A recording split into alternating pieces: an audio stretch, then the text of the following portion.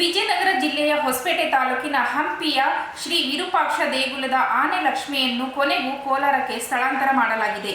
ಮಧ್ಯರಾತ್ರಿ 1 ಗಂಟೆಯ ಬಳಿಕ ಮುಜರಾಯಿ ಇಲಾಖೆ ಹಾಗೂ ವಿಜಯನಗರ ಜಿಲ್ಲಾಡಳಿತ ನೇತೃತ್ವದಲ್ಲಿ ಆನೆ ಸ್ಥಳಾಂತರ ಕಾರ್ಯಾಚರಣೆ ನಡೆಯಿತು. ಆನೆ ಲಕ್ಷ್ಮಿಯನ್ನು ಚಿಕಿತ್ಸೆಯ ಉದ್ದೇಶದಿಂದ ಕೋಲಾರಕ್ಕೆ ಶಿಫ್ಟ್ ಮಾಡಲಾಗಿದೆ ಎಂದು ಅಧಿಕಾರಿಗಳು ತಿಳಿಸಿದ್ದಾರೆ. ಆದರೆ ಆನೆ ಸ್ಥಳಾಂತರ ವಿರೋಧಿಸಿ ನಿನ್ನೆ ದಿನಪೂರ್ತಿ ಹೋರಾಟ ನಡೆದಿದ್ದು, ಸಾಮಾಜಿಕ ಜಾಲತಾಣಗಳಲ್ಲೂ ಭಾರೀ ಆಕ್ರೋಶ ವ್ಯಕ್ತವಾಗಿತ್ತು. ಹಂಪಿ, ಕಮಲಾಪುರ ಸೇರಿದಂತೆ ಸುತ್ತಮುತ್ತಲಿನ ಗ್ರಾಮಸ್ಥರು ಆನೆಯನ್ನು ಹಂಪಿಯಲ್ಲೇ ಉಳಿಸಬೇಕು ಎಂದು ಒತ್ತಾಯಿಸಿದರು. ಇದೇ ವೇಳೆ ಆನೆ ಸ್ಥಳಾಂತರದ ವೇಳೆ ಮಾವುತರ ಕುಟುಂಬ ಬಿಕ್ಕಿ ಬಿಕ್ಕಿ ಅತ್ತ ದೃಶ್ಯಗಳು ಮನಕಲಕುವಂತಿದ್ದವು.